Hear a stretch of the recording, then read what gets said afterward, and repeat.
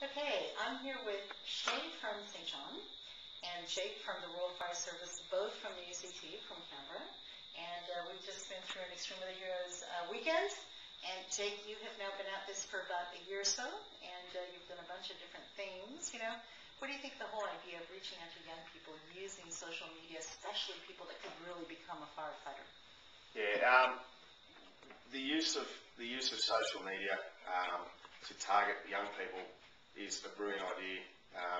Current on RNDHT, current campaigns, things such as flyers and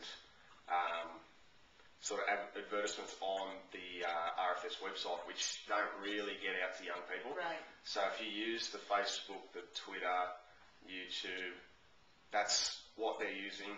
Yep. It's what they'll be watching, so it's a perfect way to get through them. And you've been kind of out there, you've been on Nova, you've been on radio, you've got magazines writing about you. How do you feel about that? Do you feel like they're perving a little bit, Jake? No, look, I cop a bit of stick for it to get the Hollywood nickname, but yeah, no, it's, you know, when you think about it, you know, you put yourself out there, but if you can recruit one more person, that's one person that wasn't there before, so, you know, if it makes a difference, it's good to do it. No, that's very cool. Shay, you in my book are a little bit of a guru around these new technologies. Yeah. But, you know, it's very conservative agencies in St. John's case. How old? How many years? 127 this year. 127. So, you know, the internet's only been around for like the last kind of 15 or so. A couple of years to master it, Exactly. What do you think the potential is for using the internet as a way to inspire young people? I mean, clearly you've got a lot of young people already. How do you actually build that base?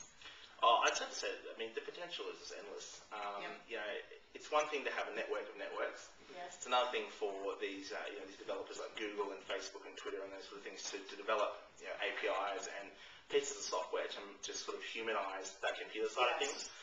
No longer is it a case of, you know, you have to be a computer programmer to understand that, you know, what's going on, but now, you know, your everyday average Joe can jump on there, you know, share their thoughts, feelings, get involved in these sorts of, you know, causes and join up organisations. It's just fantastic, and the opportunities are endless. And look, I mean, working with young people like Zoe and Dean, who are pretty cool. Yeah, they're awesome. You can think of ways of actually profiling them and just showing the world this is what you do when you really commit to getting skills and, you know, being there for people when they need it. Well, that's right, and you know, and it's not until this point in time where it's so accessible to everyone that that's been possible. You know, 10 years ago, if you wanted to get your word out about sort of what your volunteers are doing and the great work that they are doing, it's a case of, you know, it's print media or it's television advertising, which is expensive. You know, and boring. You're not always guaranteed to get the right time slots. So young people aren't home at the same time as they used to be anymore. So now we have a channel to get information to young people when they're ready to read about it or to absorb it, which is fantastic. Yeah, it sounds like a good thing.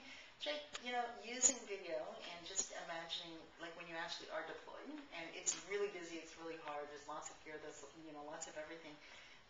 Do you think it's possible over time to kind of share that with the public? In a way that's appropriate, you know, like... Yeah, I mean, the public, I mean, potential volunteers are going to want to know all sides to what you're doing. Yep.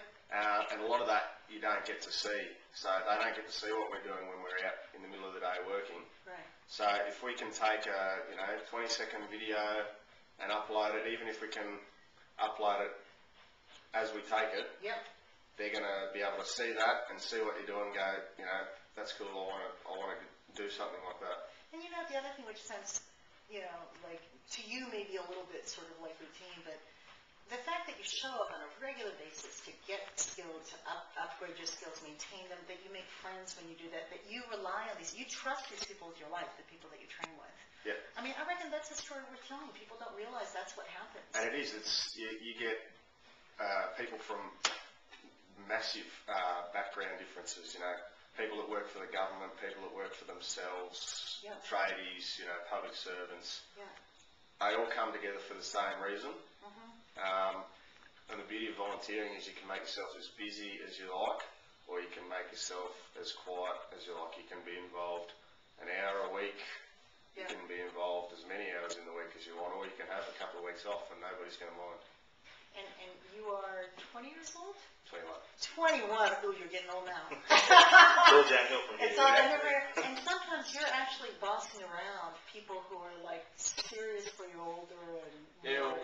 Yeah, I mean, I've been doing it, this is my sixth season now. Right.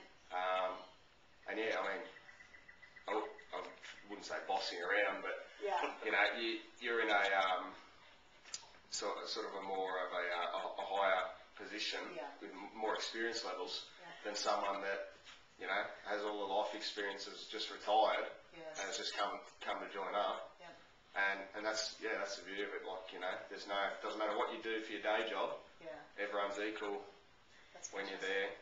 And you know, your generation is the one that, whatever it is that we've done to our climate system, you're the generation that gets to cop it. So, you know, how important is it for young people to get involved?